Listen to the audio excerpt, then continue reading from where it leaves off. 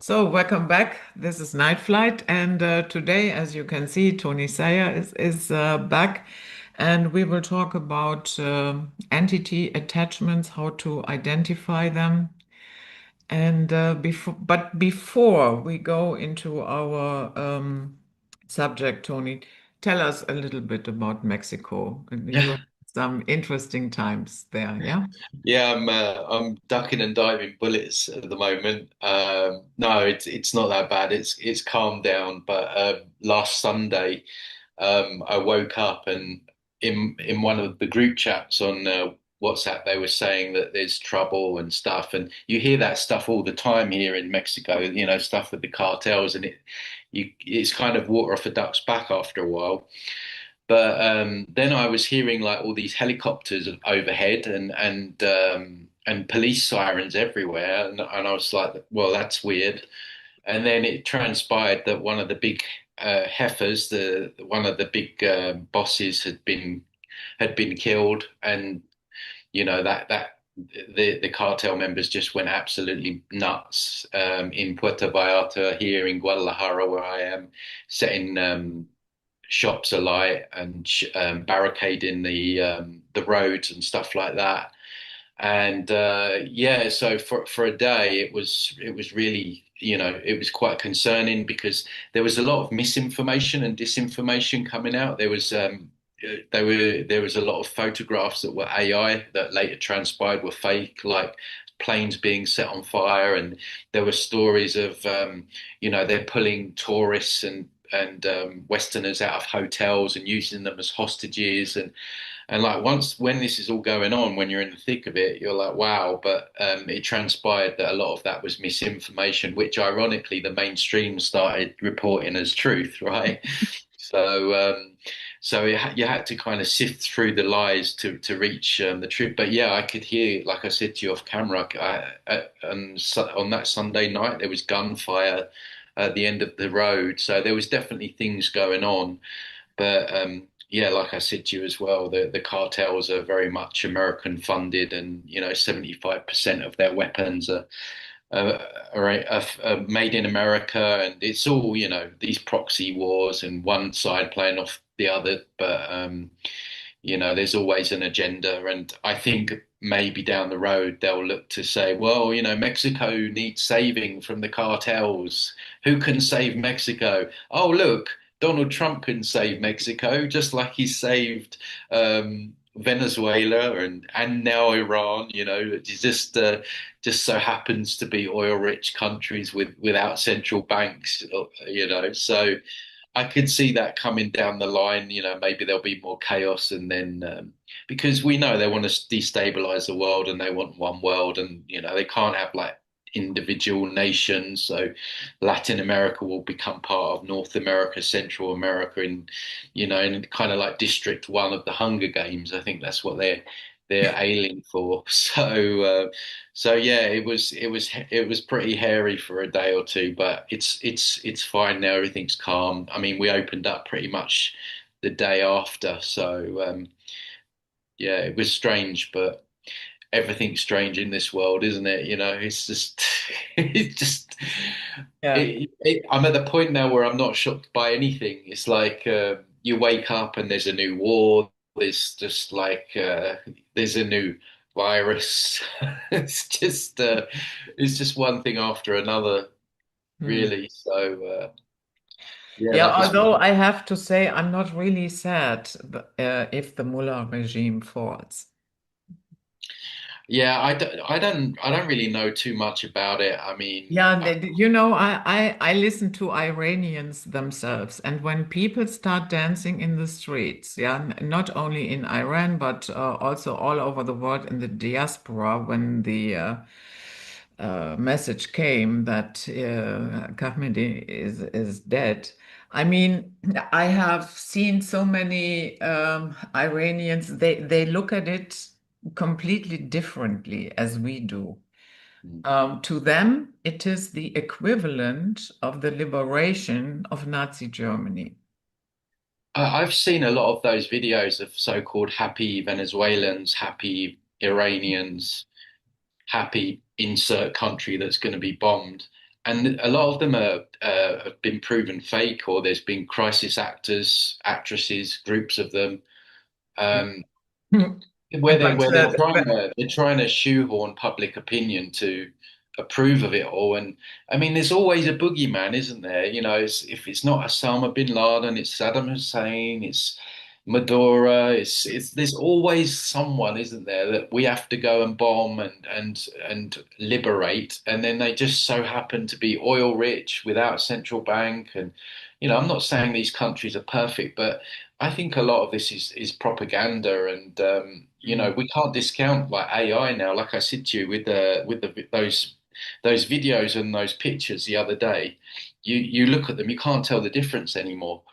Um, so I think a lot that gets put out there, even though because I've got Venezuelan friends here in Mexico, and we were having this discussion. And they were like, "No, we don't want to. We don't. I don't want Caracas being bombed. I've got my little niece and nephew there." It's like the idea that someone would be happy that their city or town is being bombed. I don't know. It's a bit of a stretch to me. I think there's a lot of propaganda that goes on that surrounds these things to sway public opinion. But yeah, but I don't know too much about what's going on in Iran. I can't keep up with all the wars. It's just like it's one after another. I've got my hands full with, the topic that we're going to get into in a minute. yeah, okay. So, and we will do that now. So, yeah, let's say, first of all, is it possible to identify entity attachment uh, on yourself? Well, the first thing to say is everyone has entity Mhm. attachments. Some have more than others, some have stronger attachments than other. And that can be for many different reasons. Can be how you live your life. For example, if you're going out getting drunk all the time, obviously you're going to open yourself up. You open portals. That's why they call it spirits. Alcohol, alcohol is a demon, gin and tonic. Gin is a demon. Drugs, psychedelics, weed. This is not very popular. When I mention weed and psychedelics, I get a lot of hate. But anytime you alter your consciousness, it allows them kind of easy access, right?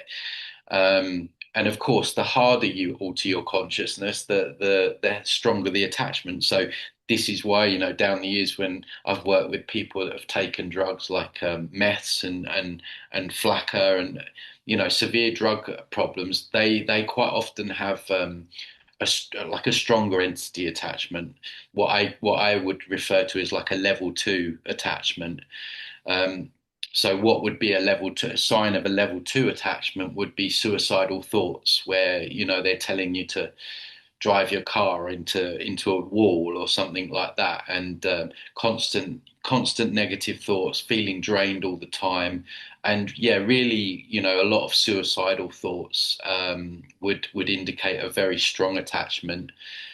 Um, and then you have like your general bottom feeders that will obviously play on our unhealed wounds and triggers and What what do you call them? Bum feeders? um, no, just I call them just your general feeders, basically. Ah, okay. Yeah, like so what these entities do is that they get in on a wound and they amplify it. So if you've got a trauma that you're not dealt with, like a abandonment wound, there'll be the voices in the head. Oh, he's going to leave you. He's going to cheat. All like that. Just anything that they can use as leverage. And again, any physical issues, they can get in on those and amplify those as well.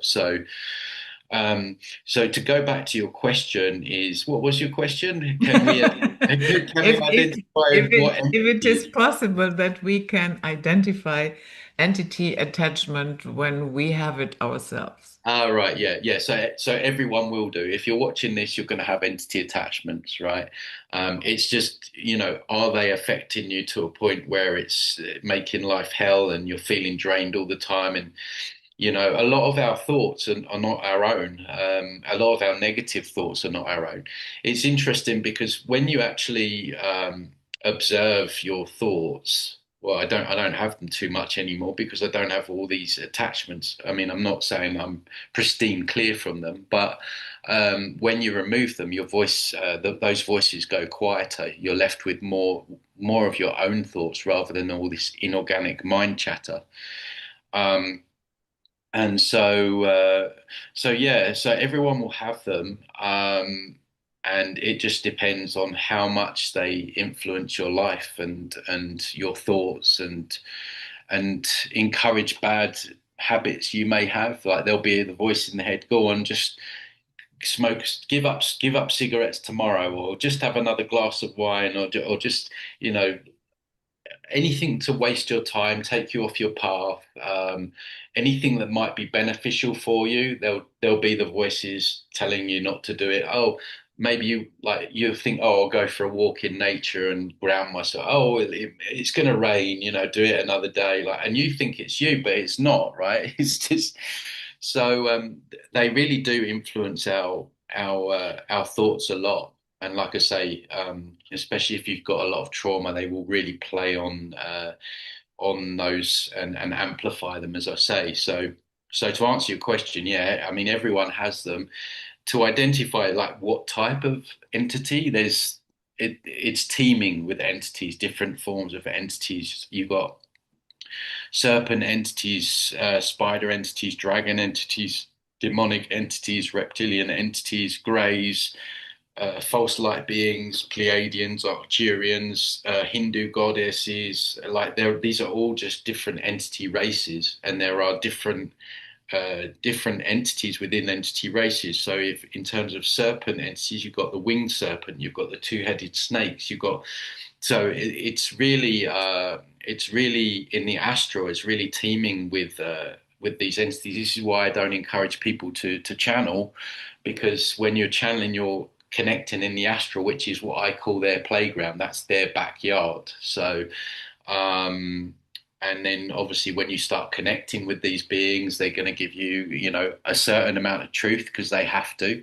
And then there's always the rug pull, the dump in the punch bowl where, you'll follow a piece of information and it will lead to a complete disaster or, something like that. So, and thousands of accounts at this point of people that thought that they were speaking to Auntie Jan or Archangel Michael or one of these entities or deities, even higher self. People say, "Oh, connect with the higher self." Well, that you're trying to get information outside of yourself, which is then you're playing Russian roulette.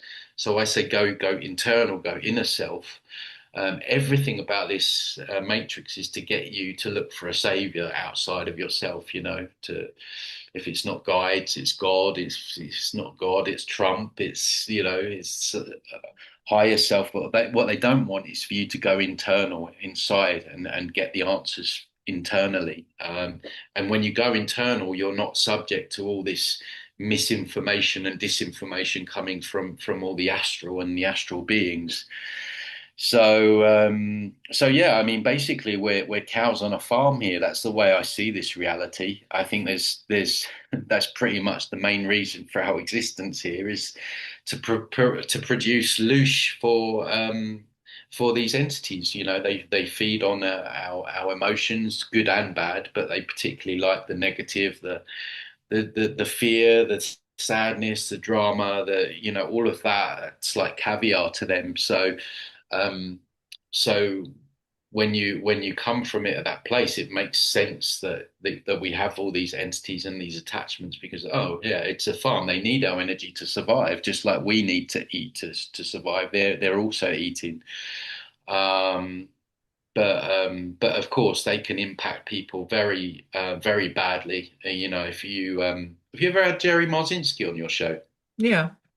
Oh, okay, yeah, yeah. So you'll know then he's worked in a schizophrenic ward for 30 years, and he explains how these entities they all act the same way through people, and I would say a lot of people that get diagnosed with severe mental illnesses, specifically schizophrenia, it's not a mental illness. These are they're basically hosted people by these entities and murderers and rapists and things like that.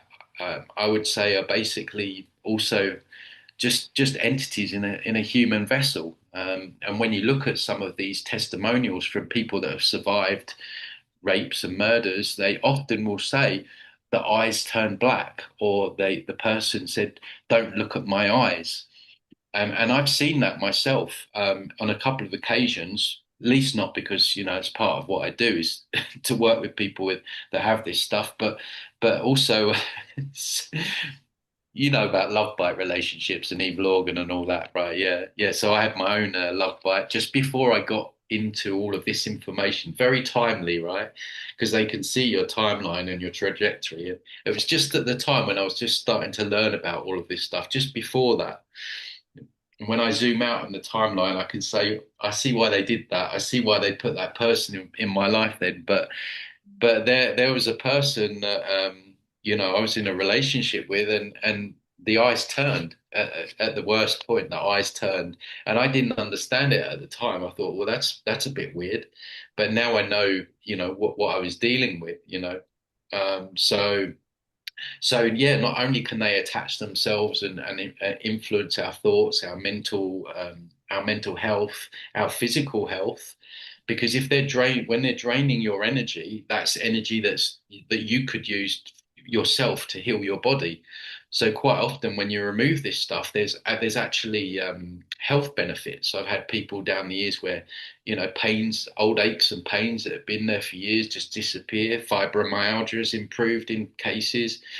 I mean, obviously, I don't promise things to people because sometimes things don't resolve themselves and it can be other things. But it seems to be a common theme that when when you remove stuff and your energy's clearer, the physical you get the physical benefits as well. So they can affect us physically, mentally, emotionally, and like I say, they can work through other people. They set up. Eve Logan talks about it. They set up relationships in the astral. They've got someone's card marked. Okay, how can we take that person offline or down another path? And what's our weakness? Our weakness is love, right? There's such a lack of love in this realm anyway. We all kind of like the idea of having someone or having a person in our life, and so they know that, and then they present these people in our lives that show up, and the first month or two they're like everything that you could have ever wished for, and then the mask slowly falls off, and you're dealing with a sociopath, psychopath. You've got smear campaigns. You've got threats to kill themselves if you leave them. And just all this mayhem, and then your life just ends up in a complete mess and turmoil, and you spend months, years healing. And some people don't even get out of those relationships. I've worked with people down the years, and they've been stuck with these love bites for like 10, 15, 20 years. Some people aren't like internally strong enough to walk away for whatever reason, maybe their own trauma and what have you. So they get stuck in these situations, and they become a constant battery for these entity-ridden human vessels, basically. So they can affect us through other people. And of course the entity working through the person knows who you are, and that's when trouble can happen, not just through relationships but can be through friendships, or um I've had people that work with, they were in spiritual groups and crowd, and maybe the guru was a little bit suspect, but this person could see through them. And then the person who was the guru started to like act really bad because they knew that the person could see through them.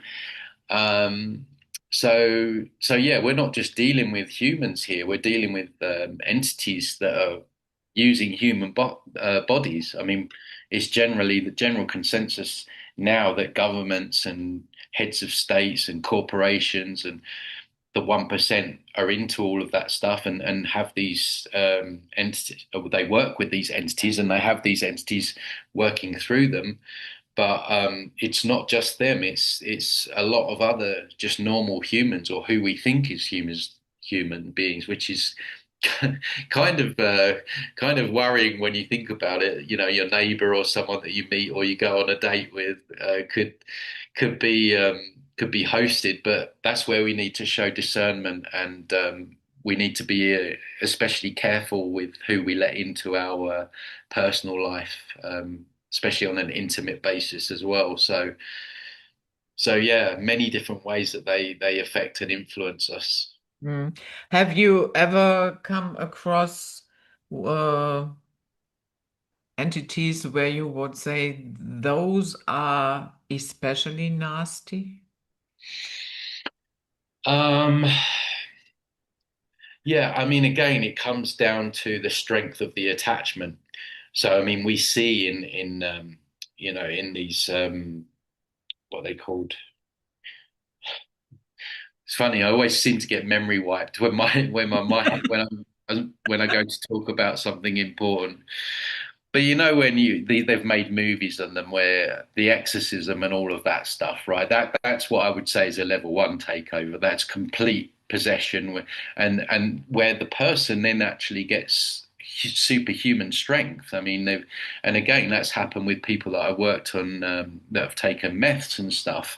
The entity is so strong, physically strong, that that person can then like push cars and stuff like that, right? This is a common thing. So yeah, I mean, of course, there are strong ones. They are obviously more rare, but yeah, the other ones, the level twos can be quite strong. I I say strength is in terms of how much the entity has control over the person's mind. So yeah, if the person's constantly having suicidal thoughts, and they say that it's not coming from me, that the voice is telling me to drive my car into a brick wall. It's not coming from me.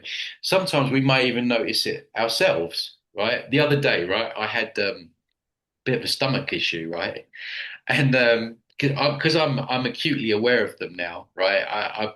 I can feel them like so I was just sitting there thinking about my stomach and remedies. I've got this some like they called lion's mane mushroom. You've probably heard of it.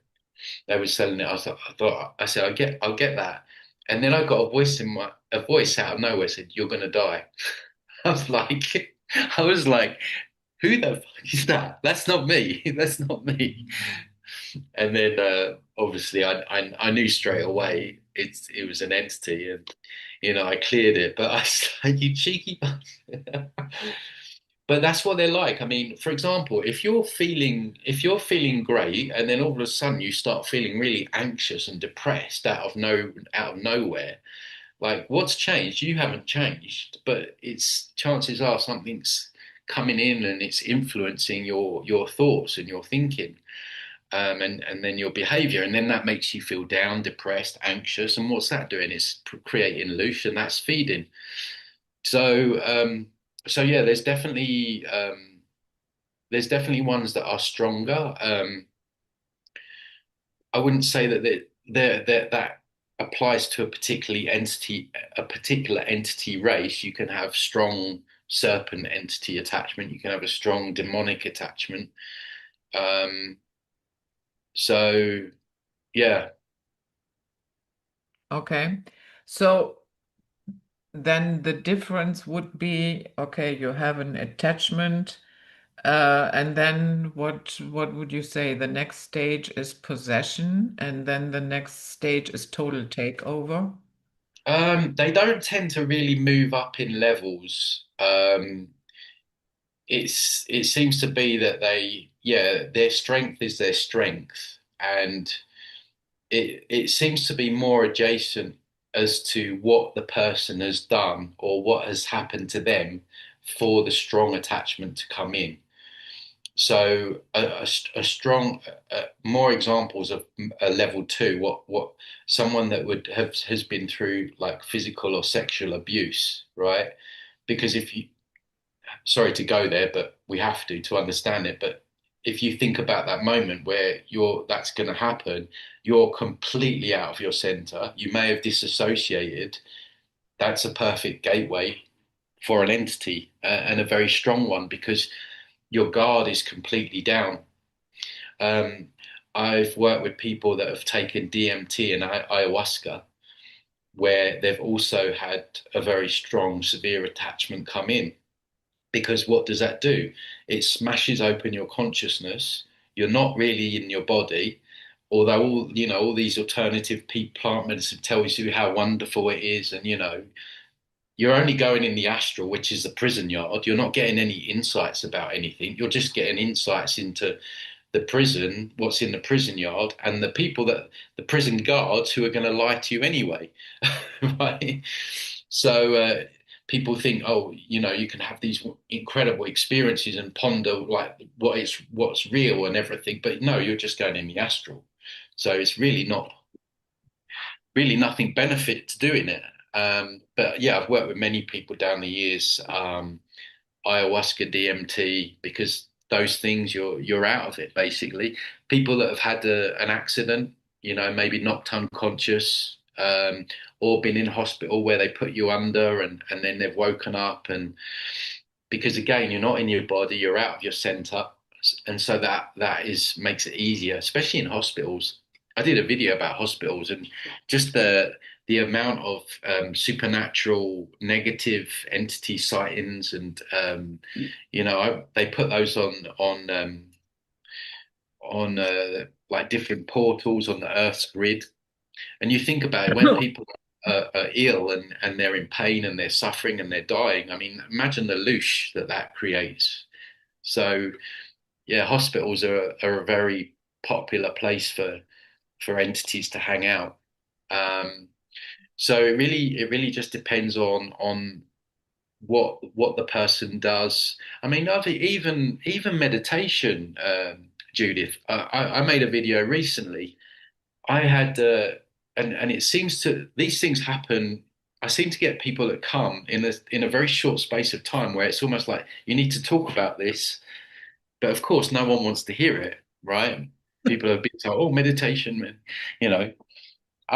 But two people recently, in the space of a month, um, I had a younger guy who I worked with him a few years ago, and he was he had that youthful energy, right? He wanted to explore. He wanted to explore his own consciousness. He was full of life, and and I worked on him, and I said to him at the time, I said, look, just be careful. I said, I'm not trying to clip your wings because you've got to do you, right?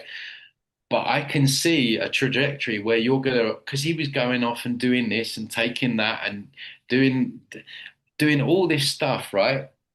And I remember thinking this guy's going to end up in it's going to be a car crash for him if he doesn't slow down with all of this stuff. And I get it because he was curious. When I first worked on him, he was like 21. He was curious about life. He was just finding out about stuff. But I said to him, look, just be careful. You're doing a lot of things there that are opening you up. And he was big on meditation and Buddhism and all of this stuff. But then he was taking psychedelics and all.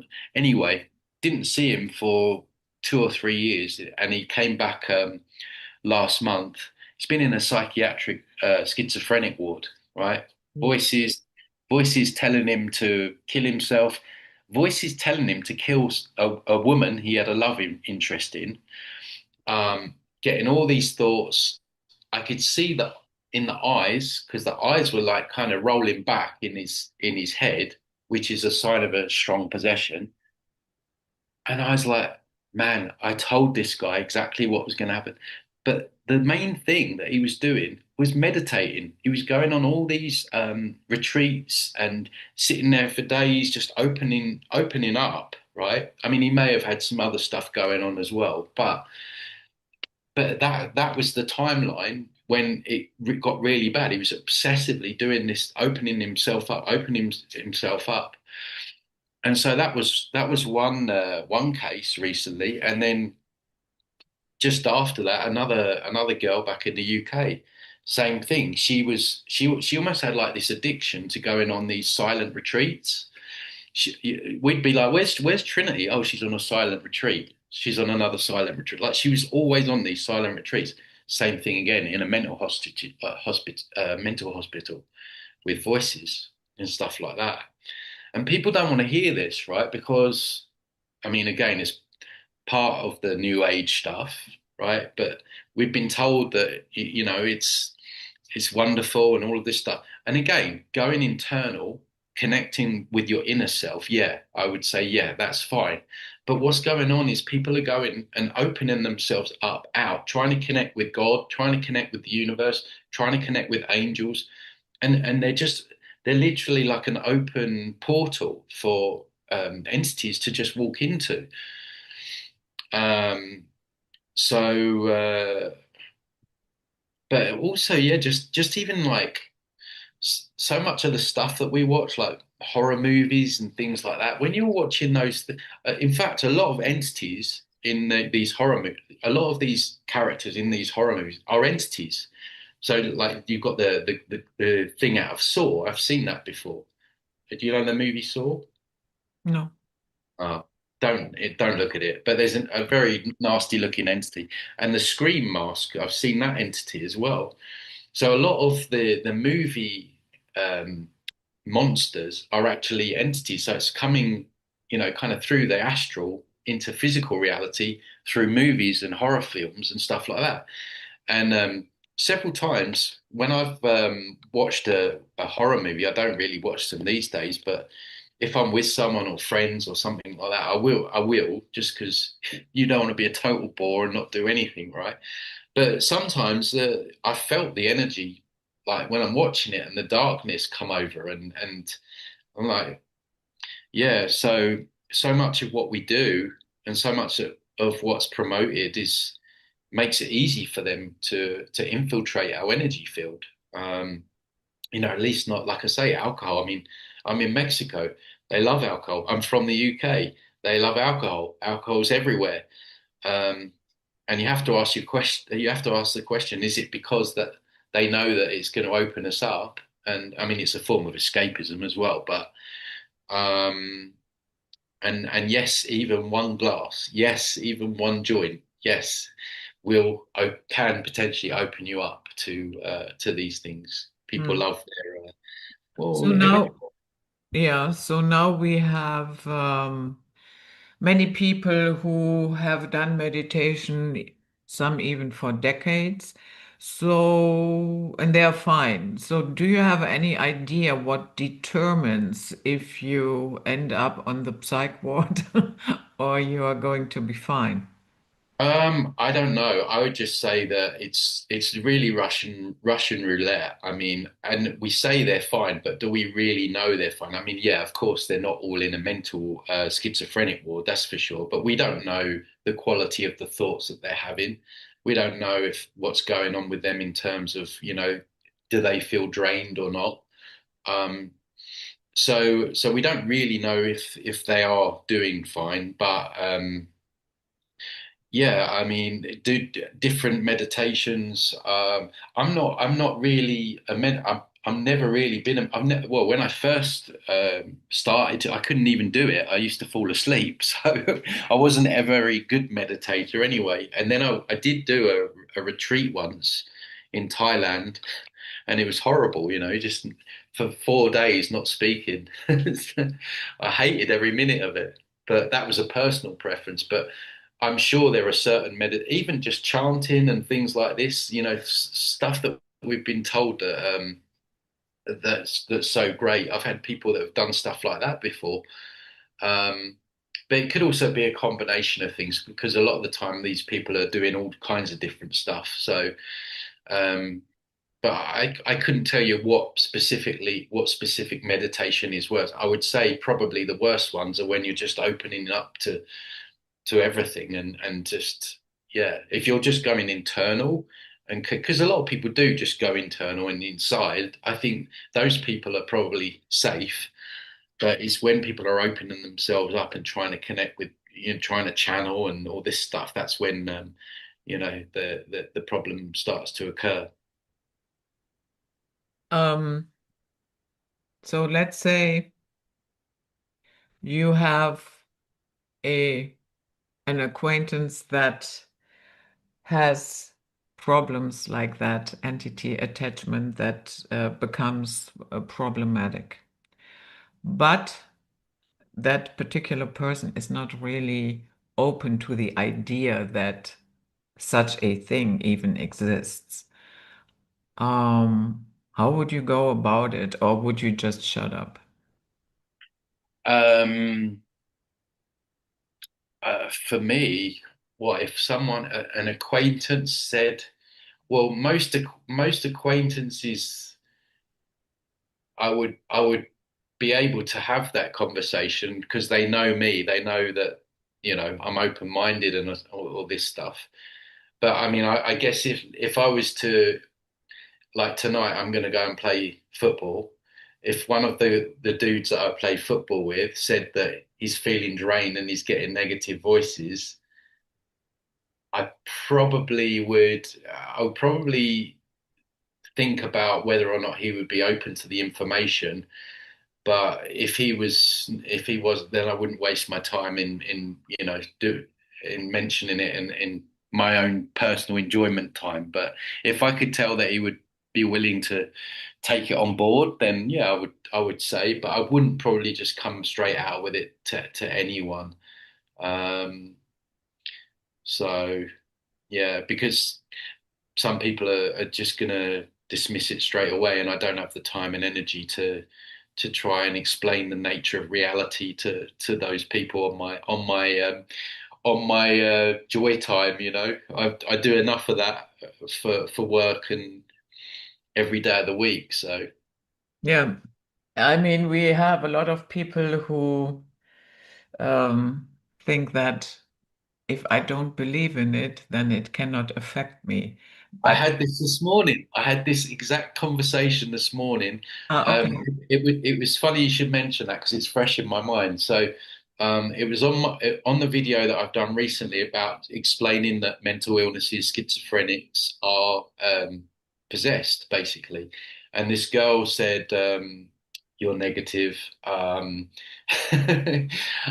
she said something along the lines of, "Yeah, but that's your worldview. My worldview is that the mind is stronger than than these beings, and that it's not going to affect me." And I'm like, well, there's a word for that. It's spiritual bypassing, right? Because you're trying to bend reality into what you want it to be when it's not like that. The fact is that these entities do exist. There's thousands of testimonials now. And we were going backwards and forwards, but she was just trying to bend it into a pretzel to make reality more palatable for her. Um, so I'm at the stage, I'm sure you are, where if people want to believe lies and make up the truth as they go along, then I just leave them to it. I'll speak what I believe to be the truth. If people want to pick that baton up and run with it, then great. But I'm not going to waste hours and hours trying to debate someone that's just can't handle the truth because it is dark. I'm the first to admit that it's dark information. Who wants to think that we have demons feeding on our energy, right?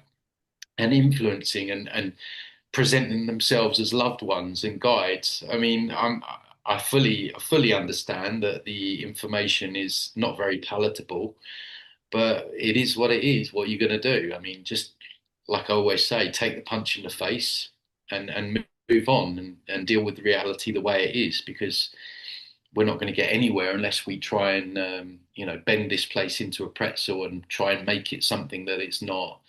That's why I say it's a farm. Doesn't feel good to know that, but that is what I believe to be the objective truth. Um, at least knowing that, we know that, okay, how do we get off the farm then? If this is a farm, let's get off it. You can do something about it, or you can make plans to do something about it. But if you're still like the New Agers saying that this is 5D New Earth, and this is paradise, you're going to be stuck in that illusion and you're not going to move any further forward. And probably you're going to get recycled back here because you can't look at things for how they are. So But I know you're not like that, Judith. I know you very much look at look at things at how they are. That's why I like coming on your show because I don't feel judged. Yeah. Sometimes I go on the New Age. I don't know why. I get asked to go on some of these New Age channels sometimes, and I speak anywhere. I don't care who wants me on because everyone needs to hear it. But I'm in the back of my head, I'm like, why did you get me on? I mean, it's really everything against what you believe in.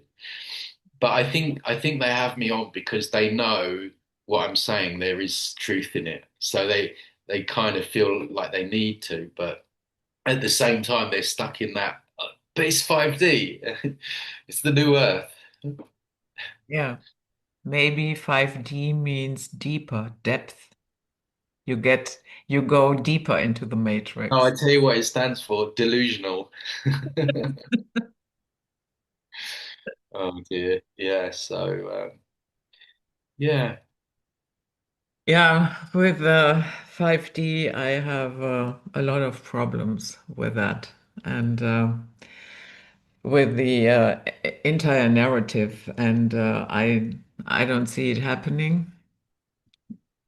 No. I mean, do they still believe? I've noticed a lot of the. I don't know if you've noticed this, Judith. A lot of the New Ages are turning to religion now. They've Yeah, kind of religious revival is a biggie in yeah. general. And I recently did an interview. It has not been published yet, but I did an interview with James Bartley where we talked about the return of the old gods. You can clearly see that there is something going on. And we talked, for instance, about when you look at Ishtar. Ishtar had the ability to turn men into women. Her Right, her priests were wearing female clothing. Um, Her special month was June. In June, we have the Pride Month. right. She is also connected to the rainbow theme. Yeah, and so there are many little hints and pieces where I would say, yeah, there is something going on in that regard, and you can definitely see that. Yeah. And yeah, if you pay attention. Otherwise, you would. I know here in France, for instance, the selling of Bibles has jumped up by 300%, something like that. Don't you think it's though because the world's getting crazier, people are more and more desperate for a savior. I think that's what it is. Um, and this is the main thing that people have to. We've spoken about it. I don't know how many times. I think about the we did a whole podcast on savior programs, didn't we? I think. Yeah, we did. Yeah, a few years back. People are just they're just desperate for something, someone else to come and sort everything out, sort their lives out. I think that is part of it, but another part is definitely that people feel that their entire culture gets bulldozed by illegal migration. Oh, right. And the entitlement of those people, yeah, they hate dogs, they hate bacon, they hate music, they hate women, they hate this, that, and the other, and then complain about Islamophobia, yeah. And so that only works for a while, and then people are getting fed up and I think what we are looking here at is this. Um, we had at one point a different culture. We let it slide, and then, but we do not want to be taken over by this other system that we do not want. And yeah, I think that has a lot to do with it. Mm. Yeah, almost maybe like a rebellion, but yeah, that's part of the Gulag plan, I think, isn't it? I don't know if I've said the term right, but yeah, maybe that's part of it. But even so, I think for, if we want to get out of here, we can't have saviors because we know that they're going to present themselves, at the light tunnel or whatever, so we may as well give them up now and become sovereign now. Then you've done the work. But people just cling on, and I get it. It's difficult here, but these are just roads to nowhere. Like when has anyone ever been saved by any of these? I was my dad. He thinks a little bit like me in terms of like religion and God, but he's not really aware or awake to anything. But in Mexico, they've got these huge, incredible graveyards. Like the stones are huge. Like sometimes they're even like little houses, right? And I've got like I just find I like walking through them. Because I'm interested in in the dark stuff I've seen and those in Argentina as well. They have an entire, it looks like a little city. yeah, there was like huge, like almost mini houses for some Mhm, people. mhm. And they're just incredible places to walk around here. Just, I mean, Mexico's very much in tune with death and they kind of see it as a celebration almost. But on a lot of the gravestones there were crucifixes, just crucifix, crucifix, crucifix, and I just thought like how many of these people prayed for help before they ended up here, right? But they're still here. It's like it's just it's a comfort blanket for people, isn't it? I get it, but the chances are those people when they departed would have been met by an entity that called himself Jesus or whatever, and then that's it. They're back around again for another round here. So that's why we have to give up these saviors because, well, they're tricksters. Yeah, I think not everybody is at that point and ready to live without a safety net. No, absolutely not. Yeah, that takes, But it's not a safety net, though, is it? yeah, but you know what I mean, Yeah, a mental yeah, safety net that, yeah, at the end of the day, it is non-existent, but it takes a lot and a lot of time and even guts to go there mentally. mm, Yeah. When no matter how you grow up, if you grow up in a very religious family or in a totally non-religious family, it doesn't really matter. When you grow up in the West, automatically you have all these, yeah, things accompanying you. You know yeah, what I mean? Because a lot of our laws are based on it, and then you have the holidays, and on it goes. So yeah. nobody can really say we have not been affected by it. Yeah, yeah, and just the programs as children, Superman, He-Man, Spider-Man, Yeah, it's always savior, savior, savior, and we've all been indoctrinated from childhood with savior programs. yeah, and the little girls when the prince comes and Yeah, he will yeah. rescue you. Always going to be someone or something or some deity that's going to come and save us or make our life easier or take away our responsibility for. But it's an illusion, and yeah, it feels good in the moment until you get rug pulled, and when it doesn't, it feels good until it doesn't, Yeah. until you're back and until you're back here on Earth for your 9,465th incarnation because you thought that you were speaking to Jesus Christ. Yeah, you know, I don't know what it takes, but sometimes I think if this is really a luge farm, yeah, and I personally think there is enough indication to say yes, it is. Other people might think very differently about this, and that is okay. But if it is designed and constructed like that, then probably the majority will never get it. No. Because it's in the structure, it's in the design. Mm. Yeah, I think more people are starting to get it. I mean, I mean, we've been doing these podcasts a lot of years now.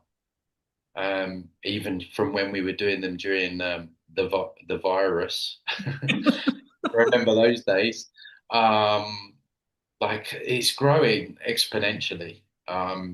Just the amount of interest on my information and so, but yeah, you could. I always think that you can be. I don't like the word awake. You can be aware, but are you aware of your own sovereignty?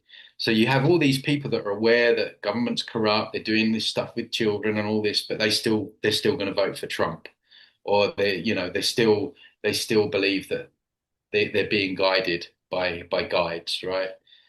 So yeah, you can be aware of stuff, but I think a true awakening is when you awaken to your own sovereignty. I think that's the ultimate goal for people where people need to look. Yeah. But and another thing is a lot of people are really, really happy in um, in their belief structure. They're really, really happy. It works for them. Um, and so why would you change it? Yeah, absolutely. Well, that's the pull of it, isn't it? That's why they make everything so feel good. I mean, look at the New Age movement. Mm, Everything's about feeling good. So, of course, why would you reject something that makes you feel all gooey inside? yeah. But again, it's good until it's not. Apart from the black eyes and yeah, more extreme signs like that, what do you think is an indication to be a little bit cautious that somebody has, yeah, a stronger attachment of entities and would you knowingly, I know what your work is. I understand you are around people like that. I understand. But would you pursue a friendship with people like that? Well, like I say, I mean, everyone has attachments, Yeah. like my mum, my dad, everyone's going to have them. So yeah, it's not like you can get away from them, and nobody can. I mean, I've probably got some still, but it's um, it's whether or not the attachment is really running that person's show and agenda. And I think for people that are aware and doing stuff like this, like there's specific interest in us. Um, like they don't want us to be doing, not even if you don't even have to be doing podcasts and writing books and stuff like that. You can be just on the path. I've worked with so many people down the years where, Tony, I was just about to get into your information, just stumbled across it, and then this person came into my life. And then and so the matrix kind of reconstructs itself and brings these situations and people into your life at kind of key pivotal points. So it's not a case of we got to walk around scared that everyone's like a demon. It's just having that discernment. Do the words match the behavior? Uh, you know, emotionally, are they just like acting out all of a sudden? Love bombing. If you're in a that love the love bomb has got me big time on a couple of occasions.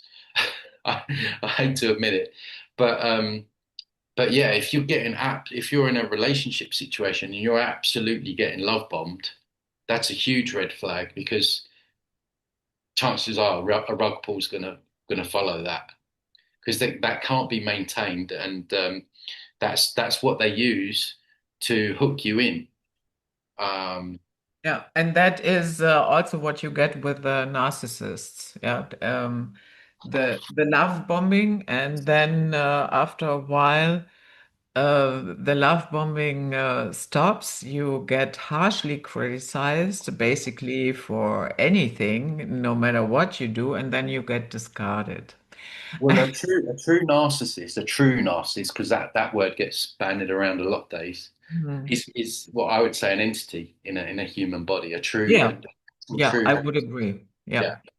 And but and it is no wonder that society at large is getting more and more narcissistic. There's more demons on the planet. Yeah, yeah, exactly. It is. But it's hard to admit because we have been educated that demons do not exist and that that is only in the movies. And to make that step, What's you that saying? What's the biggest trick the devil ever played was convincing people that he didn't exist. yeah, yeah, yeah.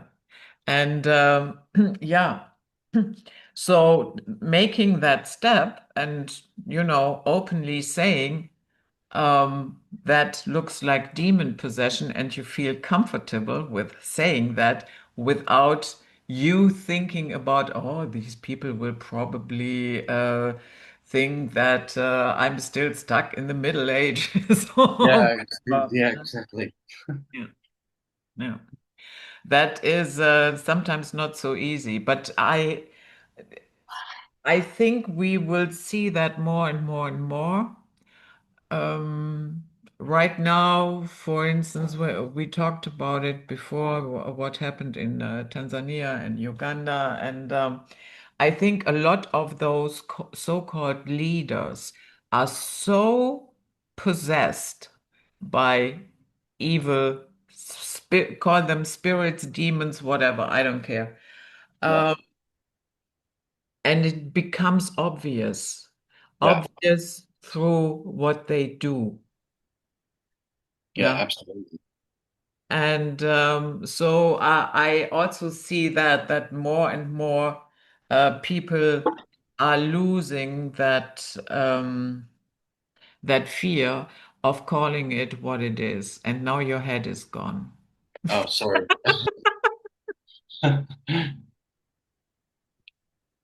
Yeah, you were playing with your camera, yeah. Yeah, absolutely. Yeah. So, but and last question.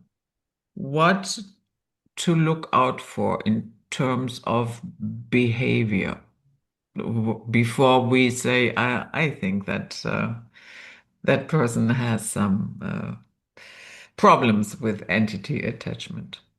Um, Sometimes it's difficult because, every human has emotions like anger and stuff, but paranoia, erratic behavior would be the signs of you know, uh, a stronger entity. But it's difficult to always tell. Um, that's why they take human bodies and don't present themselves to us as they are, so they can blend in.